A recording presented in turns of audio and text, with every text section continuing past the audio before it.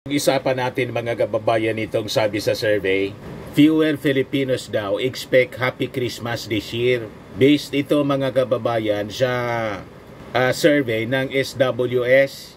Siguradong exploit naman ito ng mga DDS. O tingnan mo anya, tingnan mo. Kukuntian niya sa mga Filipino. Ngayong taon ang natuwa sa Pasko.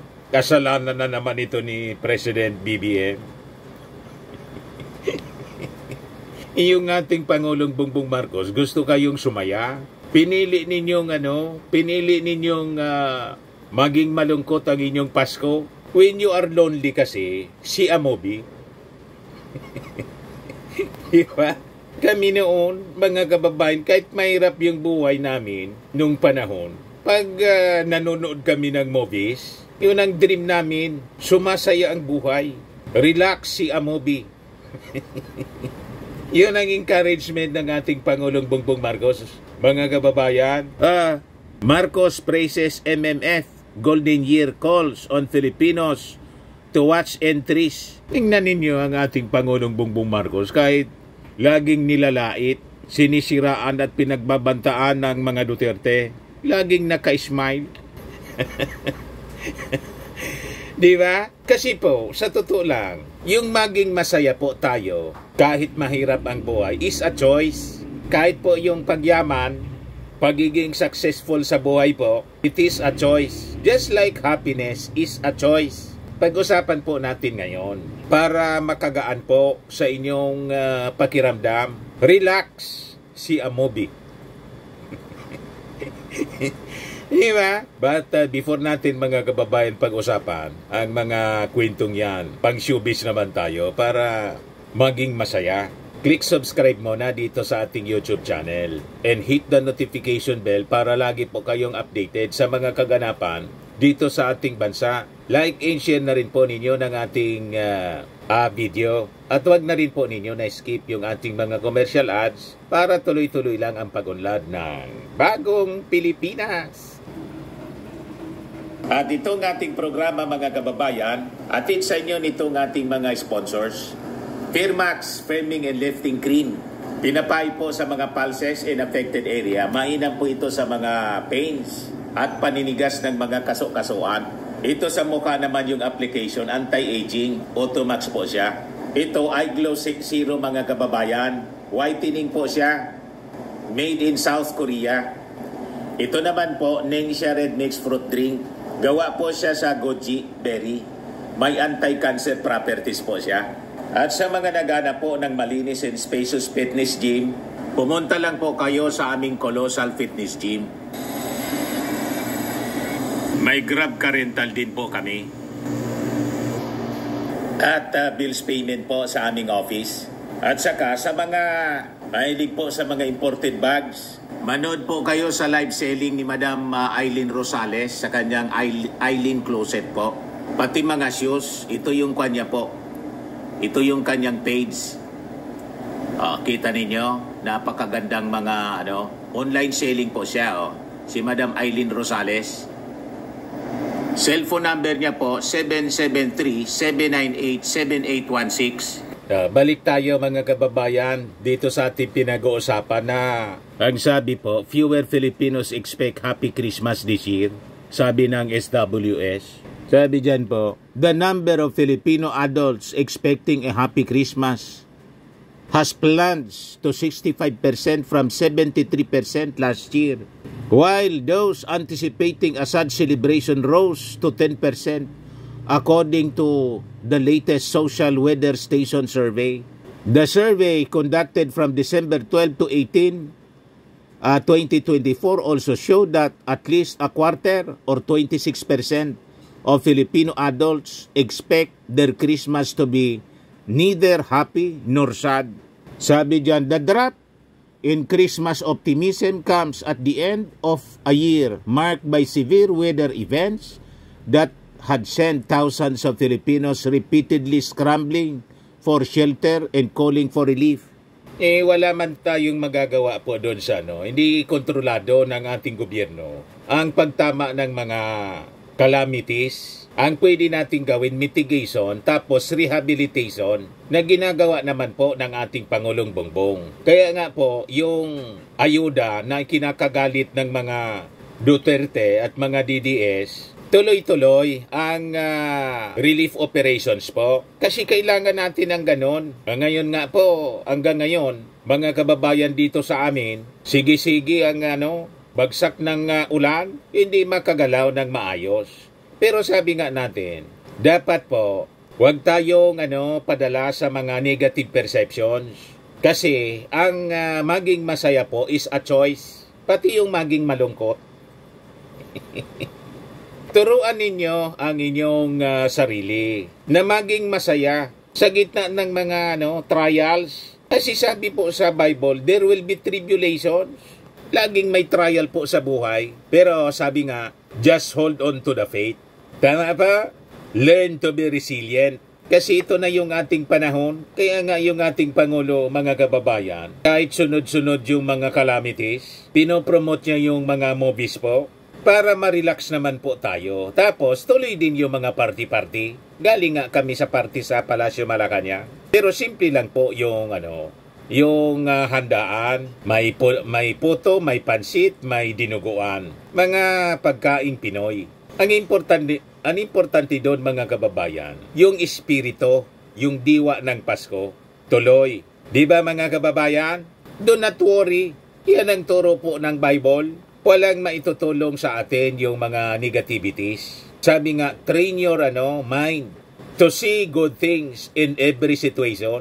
Sabi sa Bible, Philippians 6, verse 6 to 7, do not worry about anything. Instead, pray about everything. Tell God what you need. Thank Him for all He has done.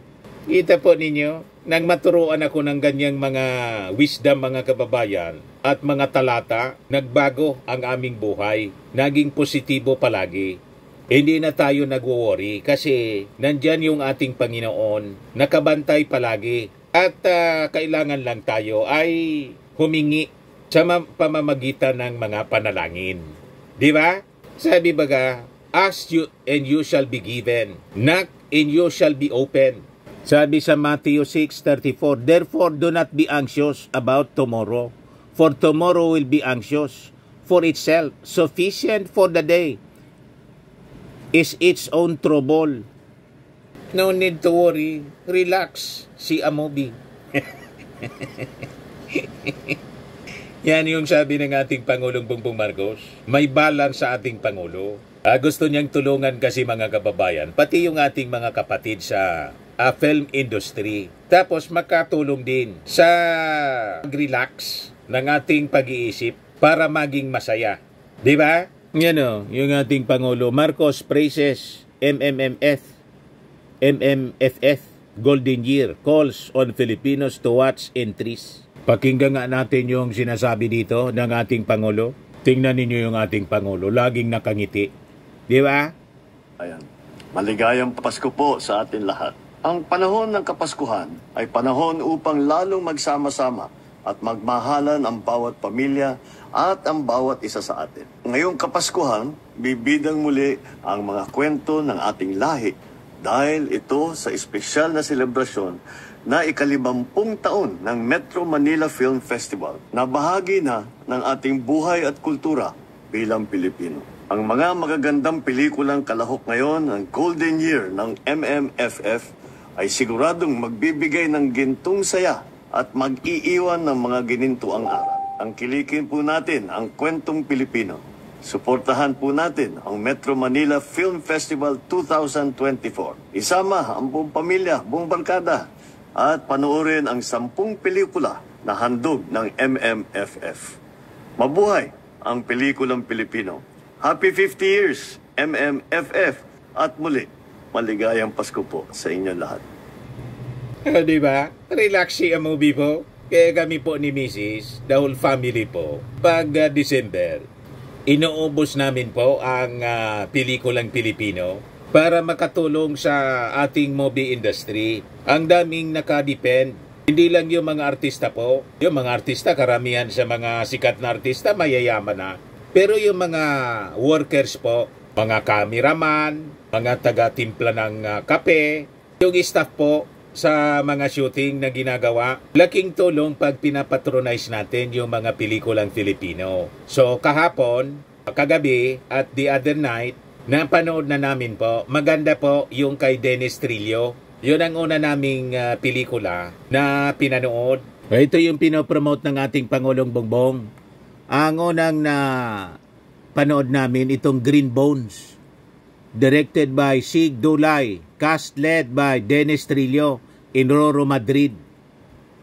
Kwento siya mga kababayan ng isang masamang tao, mandurukot at adik na nagmahal sa kanyang pamangkin. Mga kababayan na isang bata na ang tatay, sindikato pala, prinotek niya mga kababayan yung kanyang pamangkin kasi pinagmamalabisan yung nanay na kanyang kapatid ng kanyang bayaw. Ganyan yung kwento. Inihabilin yung kanyang pamangkin na pipi to protect at all cost. At wag kasi target ng tatay yung kanyang pamangkin. Parang gustong ibenta, anak ibenta sa sindikato. Kasi yung tatay ng bata, mga kababayan, member ng Big Syndicate. Ngayon, nakulong itong si Dennis Trillo kasi napatay yung kanyang kapatid. Huwag ko nang ikwento sa inyo kung ano yung nangyari, kung bakit ganon. Baka hindi na ninyo panoorin. Pero maganda po siya, napakaganda. Mapapaluha kayo mga kababayan sa dinanas na paghihirap ni Dennis Trillo. Paghirap at peligro habang nasa loob ng kulungan. Tapos kagabi, yung napanood namin, yung breadwinner ni Vice Ganda. And the breadwinner is directed by Jun Robles Lana. Ang cast niya, lead cast si Vice Ganda po. Siyempre nakakatuwa pag si Vice Ganda, pero mas marami yung drama doon, mga kababayan ni Vice Ganda. At kung kayo ay isang OFW, talagang makaka-relate kayo sa buhay na dinanas mga kababayan ni Vice Ganda na sa sobra niyang pagmamahal sa kanyang pamilya bilang breadwinner, hindi na niya naisip yung kanyang sarili. Naubos na lang yung kanyang panahon at pera sa kanyang pamilya. Niloko pa siya. Niloko pa ng sarili niyang pamilya. Nangakala niya yung pinapadala niyang pera ginagamit sa tama, lalo yung pagpaayos sa bahay. Pag-uwi niya, bulok pa rin yung kanilang bahay.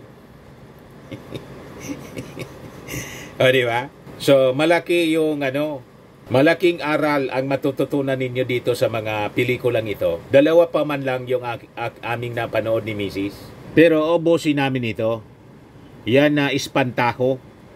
Ano pa yung hindi pa namin napanood? Hold Me Close.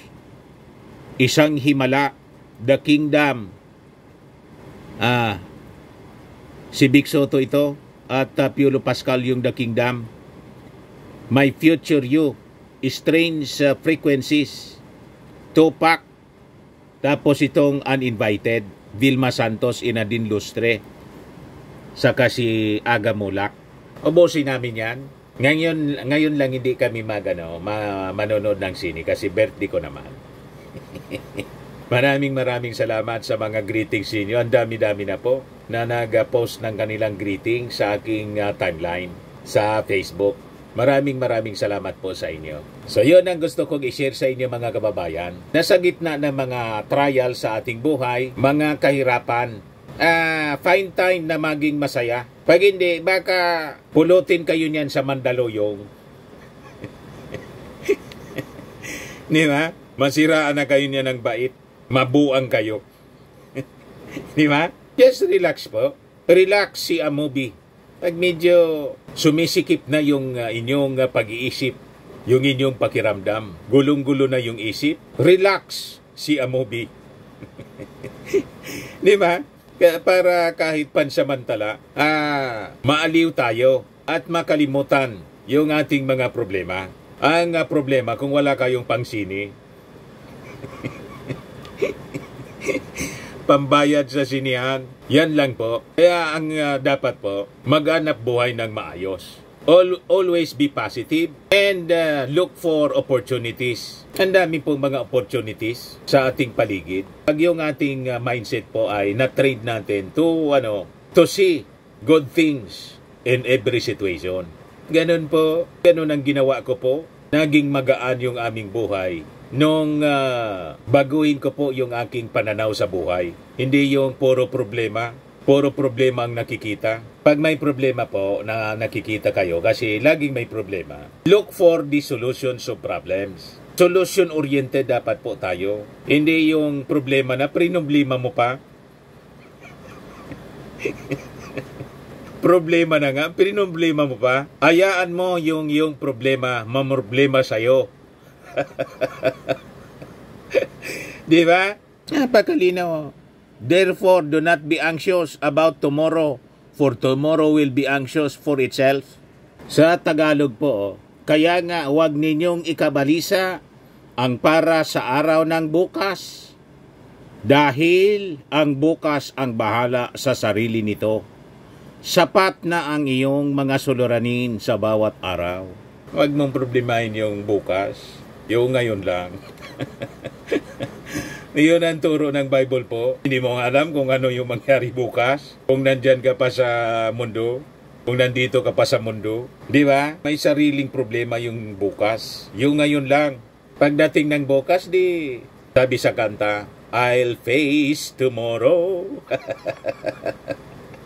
Di ba? Harapin mo yung bukas. Sa mga naghanap ng malinis and spacious fitness gym, pumunta lang po kayo sa aming Colossal Fitness Gym. We also offer Grab Car Rental with our brand new 2023 model ng Toyota Innova.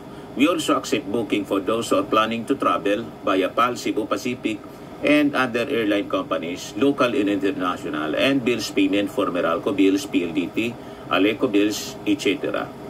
Ang Colossal Fitness Gym is located at 3rd floor Security Bank Building, Landco Business Park, Legazpi City, Albay. For inquiries, look for Chilon Maravillas. Contact number 0966-802-0949. Yan yung aming Innova.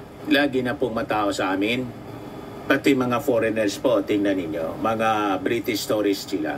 Ang lalaki ng katawan na, mga kababayan, nag-gym sa amin. Ito naman po, Indian National. Ito mga mga European sila. Ito naman yung bago naming product na binibenta online, Eye Glow Serum. Whitening po siya galing sa South Korea. Tingnan ninyo yung epekto sa aking anak na architect entrepreneur, Riz Maravillas. For inquiries, look for Riz Maravillas on FB. Ito naman po, Firmax Firming and Lifting Cream. Pinapahid po ito sa mga pulses and affected area. Mainam po ito sa mga pains at paninigas na mga kaso-kasuan. Ito po, Automax Radiant Serum. Sa mukha naman yung application. Anti-aging po siya. You will look 10 years younger than your age. Sa mga cancer patients naman po, baka lang gusto ninyo itong itry. Nengxia Red Mixed Fruit Drink. Hindi man po siya gamot, food supplement siya. Kaya lang, gawa siya mga kababayan sa goji berry. Yung goji berry may anti-cancer properties. Yung mga inquiries ninyo, dumiritso na lang kayo sa aming messenger sa Facebook para masagot namin agad. Ayos po, ako po si Dante Maravillas. Bye-bye. God bless.